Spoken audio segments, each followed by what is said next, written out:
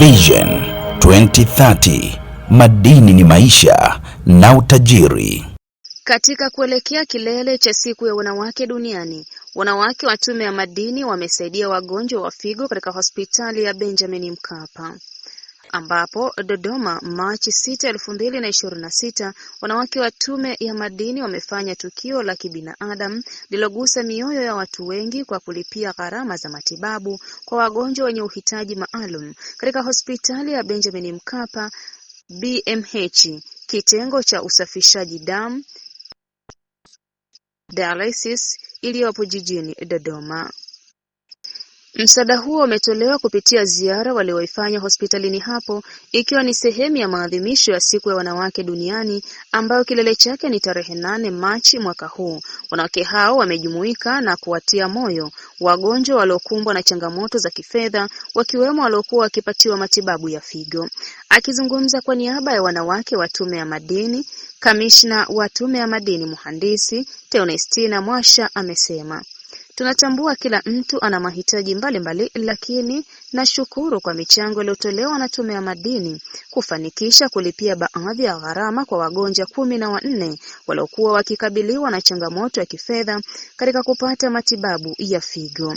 Huu ni wakati wa kuwatia moyo na kuonyesha upendo wetu kwa wenzetu. Mhandisi Mwasha amesisitiza kuwa wanawake wana wajibu wa kuwa walezi na kuendeleza msaada kwa wananchi wenye mahitaji zaidi. Kutoa ni akiba ya baadaye, sio kwa familia zetu tu bali kwa jamii kwa ujumla. Kwa upande wake, Kamishna wa Tume ya Madini Dr. Telesia Nubi amesema msaada huo ni njia ya kugusa maisha ya wananchi na kurudisha tabasamu miongoni mwa wagonjwa, huku akibainisha gharama kubwa ya matibabu ya figo nchini. Wakati huo akizungumza mara baada ya kupokea msaada huo, mkurugenzi wa huduma za uuguzi kutoka katika hospitali ya Benjamin Mkapa, Mwanaidi Makao, ameshukuru kwa msaada huo, ambapo amesema sio rahisi kusafisha damu kila mara kwa wagonjwa. Kwa wagonjwa wetu kwa sababu gharama ni kubwa. Tunashukuru kwa kutunga mkono na kuwasaidia wenye uhitaji.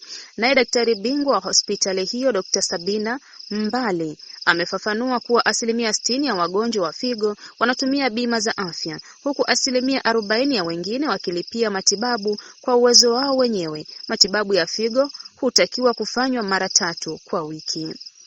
Sasa msaada huo ni faraja kubwa kwa wagonjwa wao na wamefurahi sana kwa msaada huo.